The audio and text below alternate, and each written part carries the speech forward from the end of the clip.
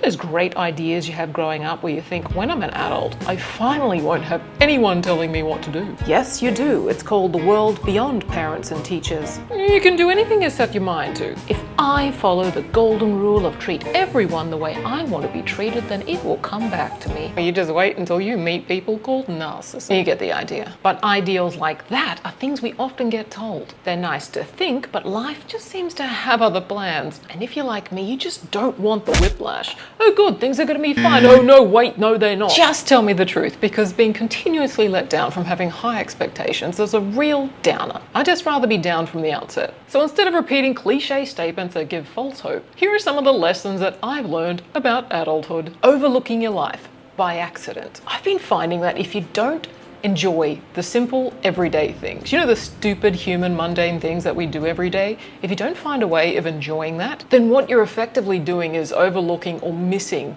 probably the biggest part of your life. Most of life is made up of pretty mundane stuff. Breakfast over the table, grocery shopping, putting your clothes on, checking the mail or emails, cleaning up. That trip to Bali and all of your holidays in life combined will probably add up to less than 1% of your life. The rest of your life is filled with taking out the rubbish or similar inspirational tasks. But nobody tells you this. It's not like somebody said, you know, making a cup of tea is actually going to be the best thing in your life. If they did, you might have wanted to exit the planet there and then. Like, stand in your front lawn at night, hoping the aliens beam you up. Maybe take your clothes off and pack some disposable gloves just so it makes it more enticing and easy for them to choose you. Give your neighbours something to talk about and certainly relieve them of their boredom. If you're doing a basic life admin task and you're barely paying attention to it, and your mind might have drifted and you start thinking about where else you'd rather be because somewhere projected into the future is going to be way better than where you are currently, then you miss the opportunity to appreciate where you are now. And most of the time we're doing things that aren't exactly exciting, is the best way to describe it. You might be sitting on the bus going to work. Even CEOs have to sit to travel to go somewhere. Sure, it might be a private jet or a helicopter, but they're still sitting around waiting to go from point A to point B, just like the rest of us. And everybody has to wash themselves, unless you're like Eddie Murphy in that movie Coming to America. Do you think perhaps just once I might use the bathroom by myself? Most amusing, sir. Wipers! You're just going to be doing what everyone else does, and that's basic life admin. So if you're treating most of your admin and your life stuff and the day-to-day stuff as just a means to an end, then ultimately your life becomes one long, low-quality haze where you end up not being able to distinguish one day or one year from the next. I'm not saying this because I have it all figured out. I've realized I don't have it all figured out, but this light bulb has gone off about the habit I've gotten into where I'm very goal-oriented. So a lot of things are just a step along the way in order to be somewhere else. And then I've realized at this point in my life, wait a second, that's decades of doing the same thing and thinking that by this point I would be at a point where I would stop doing that and this would be it. But I think it's just never going to happen because you're missing those moments. I have been missing those little, boring, almost inconvenient daily things in order to get to somewhere else. I don't have it figured out, and it's so exciting to realize certain things. I accidentally ate mold.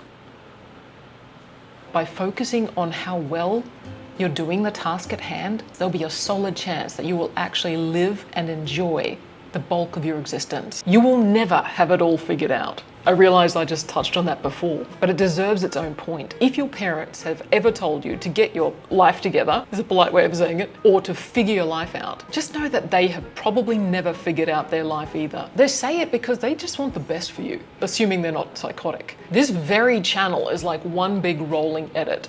I have looked back on previous videos, I'm like, what the heck? You know, the music has been too loud, it's drowned out my own voice. It's like you figure it out as you do it, and it's like life. You figure it out as you do it, and that process never stops. Life is an ongoing series of what the fruits. Gotta keep this PG. I could start a swear channel. It's just not Australian to not swear. Like, drop an F-bomb, say the C word. Yeah, don't do that. Carrots. Anyone who tells you that they've got it all figured out, well, that's going to be interesting for them, I think. But it sounds way cooler to say that you've got life sorted out, doesn't it? It's better than, the more I'm alive, the dumber I feel. I realize I don't know shite. I'm 90. It's okay to no longer do the career you thought you would do when you're a teenager. It's okay to change career 3 times or more. Trying something new is a guaranteed way you're going to make an epic fool of yourself. I do it every time I make a video, as in learning something new and figuring it out, not making the fool of myself. Although most people just figure stuff out in private though, they don't publish all of their stuff on a channel. I laugh at embarrassing things. I think it's quite funny just to have a good laugh at yourself and not take things so seriously, which is probably why I have no issue documenting myself in video format. Because one day I'll look back on these videos, if they haven't been removed by YouTube, and I'll think, wow, awkward. Awesome. Which brings me to another adult lesson I've learned. Nobody cares about you. Whoa, thanks for the boost, Gemma. I don't mean this in the pathetic way. I mean this in the liberated way, because it's utterly freeing when you realize that most people are paying attention to their own lives and their own problems, and they don't give any more than a few seconds thought about you. In 40 years' time, most people that you know will probably be dead. That school teacher, a family member, or 10, a family member you didn't realize was still alive and then discover that they're dead. That happened to me. I spoke the other day to somebody about Steve McQueen, the actor. They had absolutely no idea who I was talking about. And I mentioned the film Papillon with Dustin Hoffman as well. Again, they completely blanked not only on the film Steve McQueen, but also Dustin Hoffman. Dustin Hoffman is still alive and still acting and directing. So I watched that movie Papillon as a kid, and it did have an impact on me. The characters reminded me of the hope that we all keep inside, that things are going to change, that there's something at the end of that tunnel that you keep working towards. It keeps you going. Because it's how we try and cope with some of life's tragedies. We escape, whether physically or in our minds. But the fact that this person didn't know the actors that I was talking about, even with the greatest stories told, the memory of people is lucky to last a generation. Bear with me, it's not downer, it's going to turn out positive. So if Oscar-winning actors get forgotten in the space of 30 years, that jerk's opinion in high school that you've carried with you, is it really going to matter? How long is that worth carrying for? Unless you keep that memory alive by ruminating on it and bringing it up and dredging it up again for another 50 years. If you keep worrying about what other people think and their opinions, they're not going to be around forever. And then what are you going to do? So live your life. You just have to ignore everything. You're a blip in the most wonderful, unique, never to be created again way that you are. And do all the weird stuff that you do. Like, everybody's weird to somebody. And all the stuff that we think in our heads that we don't say, oh, it'd be so fun. I was very tempted to create a YouTube video about literally saying all the things that were in my head as I'm walking around. And as I started filming it, I realized, whoa, like this is going to have to be another channel. It'll probably be taken down. The stuff that we think, you know what I'm saying? Because you know what I'm talking about. I know you know. It means we're all thinking ultimately the same kind of stuff. We're all having our human experience. So worrying about what somebody else thinks of your human experience, they're going to be dead soon. We're going to be dead soon. This is going on a different tangent to what I intended. I think it was Dale Carnegie's book about how to win friends and influence people. Was it? He said some statistic.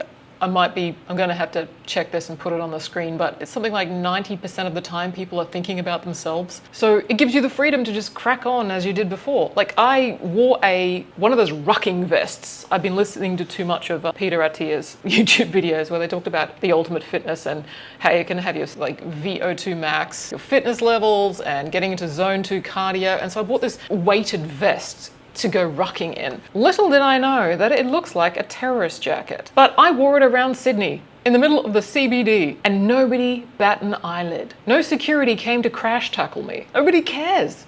Carry on then. This one's gonna sound so judgy, but I'll explain what I mean when I say it. Taking responsibility for your life is about taking responsibility for your behavior. There comes a time where you can't blame your parents anymore for making you a hot mess. It's so easy to be angry for years. You know, the way that you grew up, what they did, what they didn't do, maybe they weren't around. It's endless, right? And you hang on to all those memories and replay them as though the pain somehow motivates you.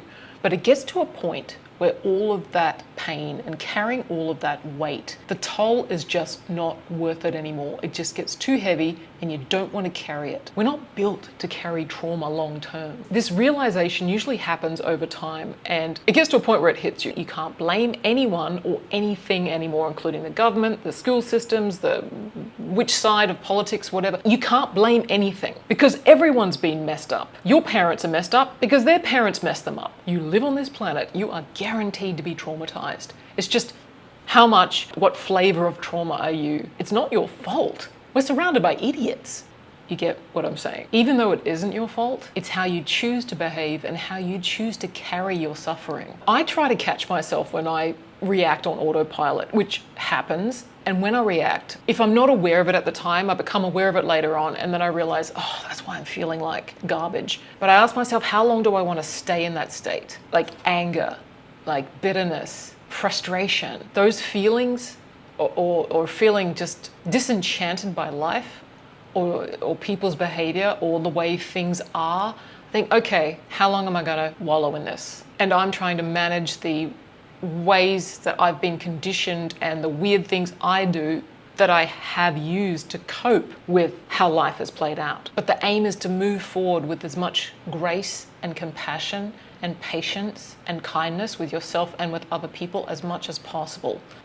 Some days are a complete disaster. And finally, hard work does not equal success. Oh, this one's a rough one. There have been too many things that I have busted my butt doing that did not yield the results I thought they should. I touched on this in a previous video about that notion of why you just need to be disciplined and why that was an unhelpful life cliche. For example, when I started making these videos, I did it for the sheer joy of it. I wasn't doing it to become monetized, certainly not to become famous. I had an audience of 0. I don't recall having anyone watch my videos. Like you see like 0, 0, 0, and then months down the track as somebody will watch a video. It's so weird, but that's fine because I enjoyed the creative process. I'll just create, have fun, and hope it helps somebody else.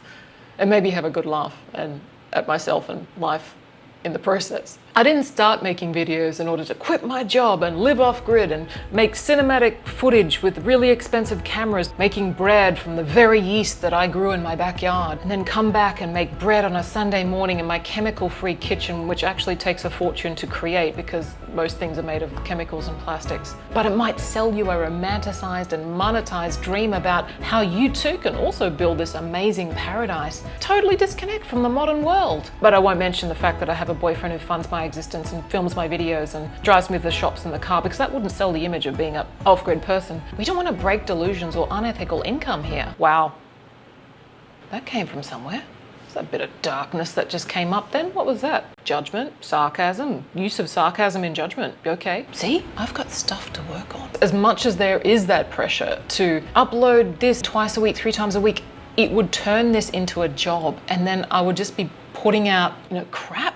As a one-person YouTube, it does absolutely suck to work hard at something to see no return. So it could mean that you're working on the wrong things, or you could be buying into a bad idea because somebody has not told the full truth when they sold the idea, which is why that dark story just came out before. That was the point I was making. But that's part of the adult lessons that you learn. You figure it out the longer you're on the planet, and they are the current lessons that I have figured out so far. If you have some adulthood insights that you think the community might be able to benefit from, and I would love to read them as well. And you've been an absolutely awesome community. I'm so fortunate to have great people on this channel. So thank you. So let's all get back to our stupid life. Enjoy the stupid. Bye.